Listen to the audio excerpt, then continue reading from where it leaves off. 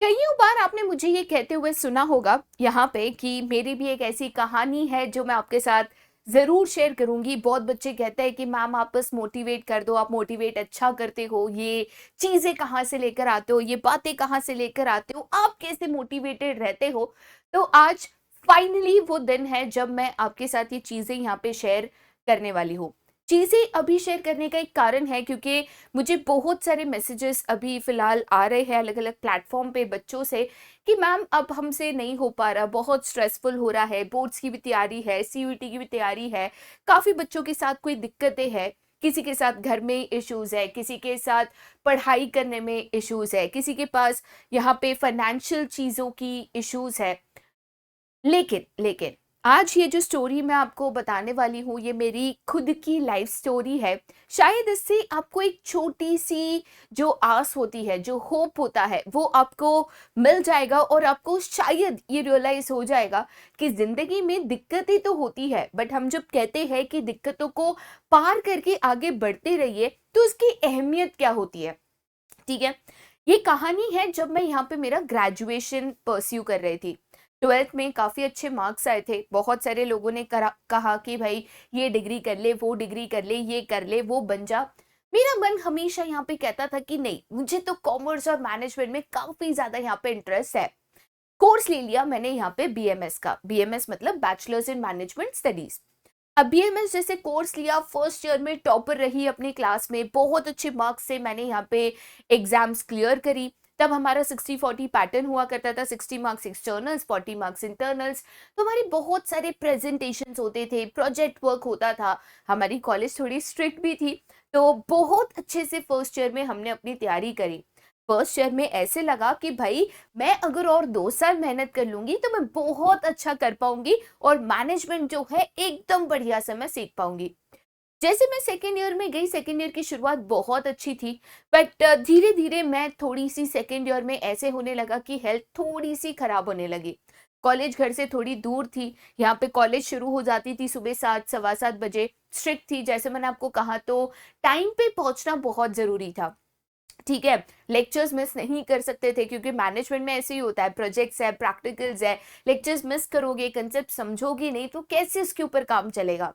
तो यहाँ पे 7 सवा 7 बजे कॉलेज पहुंचने के लिए 5 बजे हम उठते थे, फिर 5 साढ़े 5 को निकल जाओ घर से, लोकल पकड़ो, फिर यहाँ से चलो वहां से चलो, ऐसे करके 7 बजे हम कॉलेज पहुंचते थे। अब यहाँ पे जैसे जैसे तबीयत खराब हुई, ये जो असर है कहीं ना कहीं मेरी जो पढ़ाई है उसके ऊपर दिखने लगा। थर्ड ईयर में तो ऐसा हुआ कि तबीयत इतनी ज़्यादा मेरी बिगड़ने लगी कि कॉलेज जाना मुश्किल होने लगा, ट्रैवलिंग करना डिफ़िकल्ट होने लगा। जाती थी तो मुझे यहाँ पे दिक्कत हो जाती थी। अब ना मैं कॉलेज जा पा रही हूँ, ना मैं क्लासेस जा पा रही हूँ, मैं पढ़ाई भी नहीं कर पा रही हूँ। अब करूँ तो करूँ क्या? तो यहाँ पे जब एग्जाम्स का टाइम आया, मतलब हमारी बोर्ड एग्जाम्स हुआ करती थी थर्ड ईयर में, तो सेमेस्टर पैटर्न था, 2 बोर्ड एग्जाम्स यहाँ पे हुआ करती थी। एग्जाम का समय आया तो हमारे कॉलेज के प्रिंसिपल ने मुझे अपने पेरेंट्स के साथ बुलाया। कॉलेज के प्रिंसिपल ने मुझे कहा कि बेटा आप तो कॉलेज आते नहीं, आपका अटेंडेंस नहीं, और हमारी कॉलेज तो बहुत स्ट्रिक्ट है, तो हम आपको हॉल टिकट कैसे दे दें। तो हम जो है सारे मेडिकल रिपोर्ट जो है, डॉक्टर सर्टिफिकेट है, सब लेकर गए थे कि मैम ये कारण है, ट्रैवलिंग के कारण वो नहीं पहुंच पाती, सिंसियर इशू है। तो हमारे प्रिंसिपल ने कहा कि सही बात है, हमें आपके कोऑर्डिनेटर भी बता चुके हैं, आप बहुत ब्राइट स्टूडेंट रहे हो, मुझे अवार्ड्स भी मिले थे, तो वो भी उनको पता था क्योंकि उन्हीं ने मुझे यहाँ पे अवार्ड्स दिए थे। तो उन्होंने कहा अब मैं क्या करूं, क्योंकि अगर आपको मैं हम हॉल टिकट दे देते हैं, आप ना के बराबर कॉलेज आ पाए हो, डिफिकल्ट सब्जेक्ट्स है, ठीक है, इंटरनल्स में आपने अच्छा लिखा है, आप पास भी हो जाओगे, चलो प्रोजेक्ट है, प्रेजेंटेशन है, हम उस हिसाब से करेंगे। लेकिन एक्सटर्नल्स में अगर आप पास नहीं हुए तो हमारे कॉलेज का तो रिकॉर्ड होता है, जैसे हमारे कॉलेज में ना हमेशा 100% रिजल्ट आया करता था। अब मैंने पढ़ाई नहीं करी तो जाहिर सी बात है, मुझे नहीं पता मैं पास होंगी, मैं फेल होंगी, क्या करूंगी। बहुत लोगों ने कहा कि ठीक है यार, 1 साल का सवाल है, 1 साल आप रेस्ट कर लो, खुद के ऊपर ध्यान दे दो, फिर आगे आप पढ़ाई कर लो, एग्जाम दे दो, 1 साल का तो सवाल है। मैंने सोचा कि बात तो सही है, मैं अगर कॉलेज में एग्जाम देती भी हूँ, मतलब मेरे एग्जाम्स अगर मैं अटेम्प्ट करती भी हूँ, हो सकता है मुझे अच्छे मार्क्स ना आए, 80 के 80 लग जाए, मैं फेल हो जाऊं, हो सकता है, बिल्कुल चांसेस थे। नहीं दूंगी तो पक्का होगा ना। तो एटलीस्ट यहाँ पे थोड़ा सा मुझे होप दिख रहा था, क्यों ना मैं उसकी कोशिश करूं। बहुत जिद्दी तो मैं पहले से ही थी, ठीक है, तो कभी कभी जिद भी देखो कितनी काम आती है। तो यहाँ पे मैंने कहा कि नहीं, आप एक काम करिए, अगर यही टेंशन है, मैं आपकी बात भी समझती हूँ, ठीक है, मैं उनकी बहुत रिस्पेक्ट भी करती थी, हमारे जो प्रिंसिपल थे उनकी। तो मैंने उनको कहा कि मैम, मैं आपकी बात है ना बिल्कुल समझती हूँ, हम एक काम करते हैं, यहाँ पे एग्जाम्स के पहले जैसे आपके प्री बोर्ड होते हैं, हमारे भी एग्जाम्स के पहले प्री बोर्ड यहाँ पे हुआ करते थे, ये प्री बोर्ड्स मुझे देने दीजिए, प्री बोर्ड्स में कैसे भी कॉलेज तक आकर यहाँ पे एग्जाम्स दूंगी, अगर मैं प्री बोर्ड्स क्लियर कर लेती हूँ तो आप मुझे यहाँ पे हॉल टिकट दे दीजिएगा, क्योंकि उसका मतलब ये है कि चांसेस मैं बोर्ड एग्जाम्स भी क्लियर करूंगी बहुत ज्यादा थे। उन्होंने कहा कि ठीक है, आपकी ये बात भी हमें मंजूर है।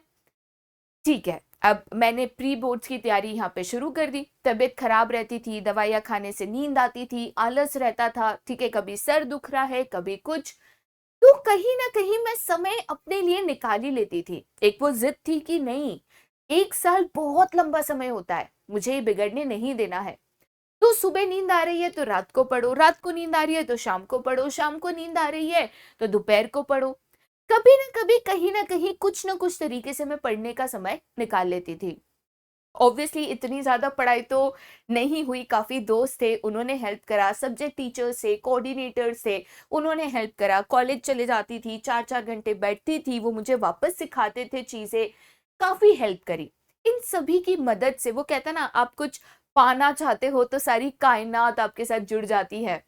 तो ये एक इच्छा थी, ये जो एक जिद थी ना, ये मैंने पूरी करी।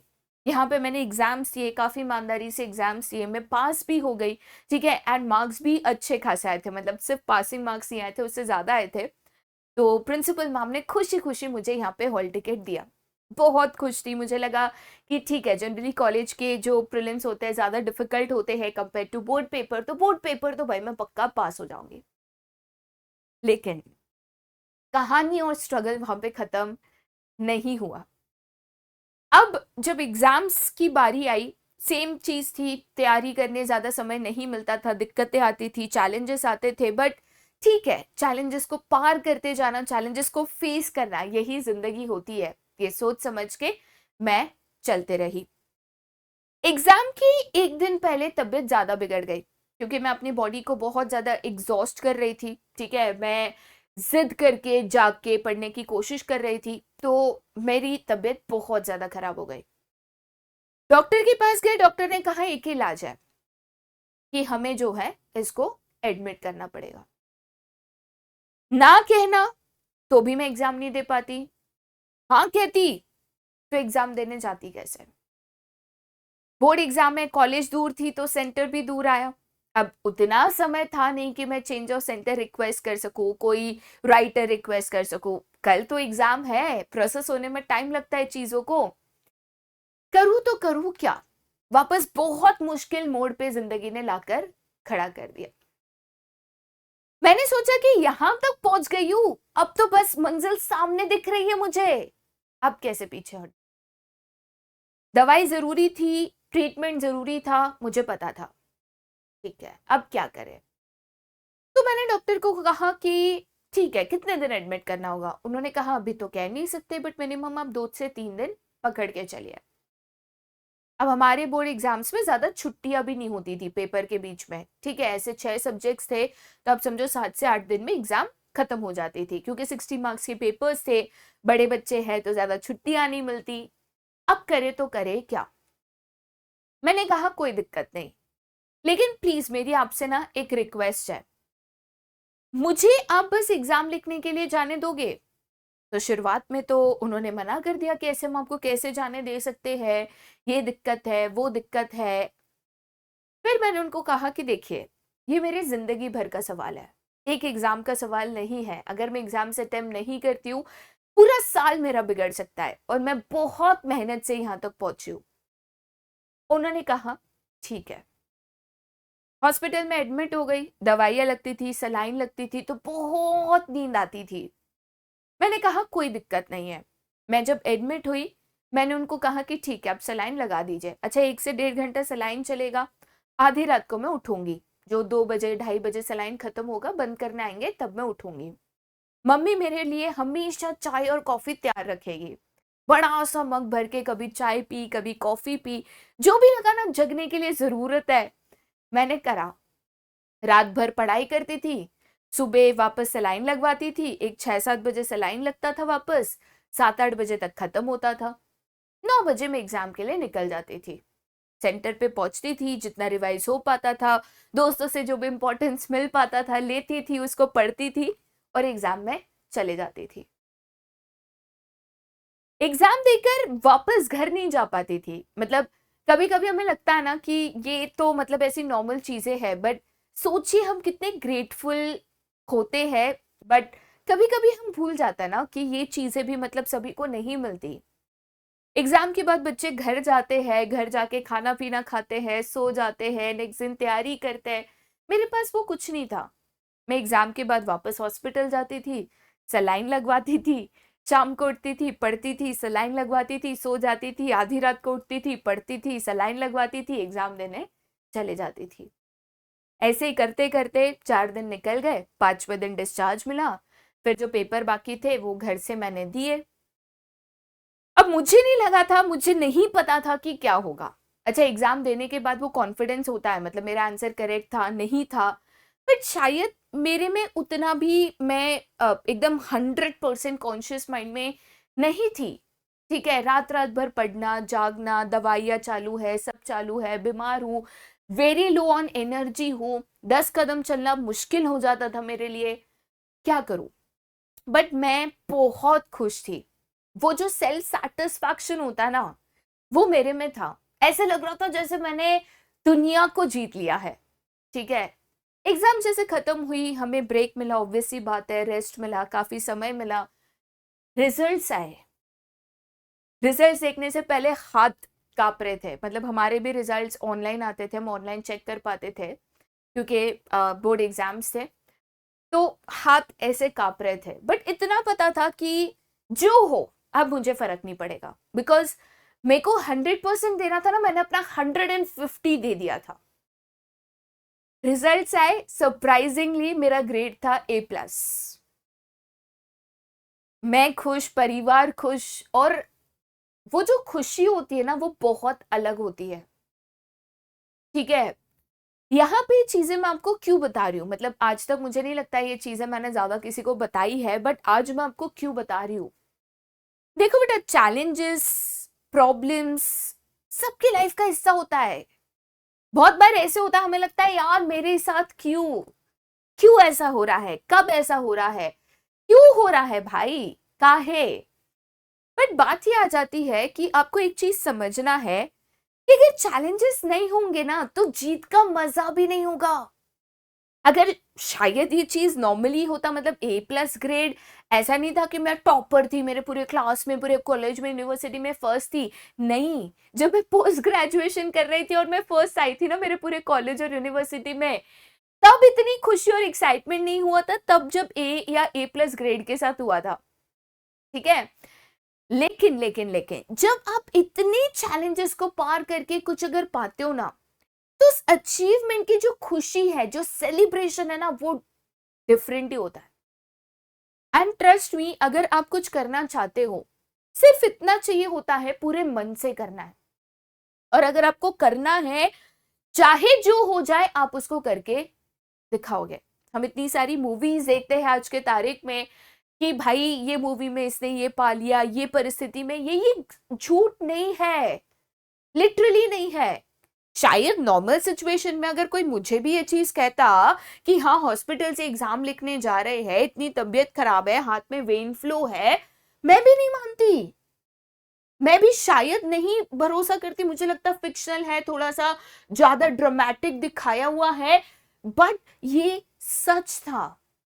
एंड मैं जब भी जाती थी ना, वो ऐसे एग्जाम हॉल हमारा बड़ा था, वो कॉलेज में जो रूम से बड़े थे, ऐसे जो भी 70-80 बच्चे थे, सब मुझे ऐसे देखते थे, पता नहीं ना जाने मैंने कितने लोगों को शायद इंस्पायर किया था। ठीक है, तो ये चीज बेटा ना जिंदगी में बहुत जरूरी है। आज आपके भी जिंदगी में जो भी चैलेंजेस है, जो भी प्रॉब्लम्स है, फेस करो, उसको एज अ चैलेंज लो। बट वो आपके करियर में, आपके गोल को पाने में कोई रुकावट नहीं बन सकता है जब तक आप उनको बनने नहीं देते। तो ये एक चीज अब जिंदगी में समझ के चलिए कि जिंदगी में रुकावटें आती है, वो रुकावटों को पार करना यही जिंदगी होती है। चाहे जो हो जाए, चाहे कोई लाख कोशिश कर ले, जब तक आप नहीं चाहते वो आपकी जिंदगी में, आपके करियर में, आपके मकसद में रुकावट ना बन पाए। और ये आपको देखना है। एंड ट्रस्ट मी, कामयाबी जब मिलती है, जब हम अपने मुकाम को पा लेते हैं ना, वो खुशी ऐसी होती है कि शायद हम उसको एक्सप्रेस भी नहीं कर पाएंगे। ये चीज हमेशा ध्यान में रखिएगा। मेरी कहानी बहुत छोटी थी, मेरी चैलेंज शायद बहुत छोटी थी, आप सभी के लिए और ज्यादा बड़ी चैलेंजेस हो सकती है, लेकिन सब कर सकते हैं, हम सब पा सकते हैं। बस वो चाह, वो मोटिवेशन और वो डेडिकेशन चाहिए। तो उम्मीद करती हूँ कि आज के बाद जब भी आप अपनी तकलीफों के बारे में सोचो, चैलेंजेस के बारे में सोचो, तो आपको ये चीज जरूर याद आए और आप हर पड़ाव को, हर मुश्किल को पार कर कर आप कामयाबी हासिल करिए।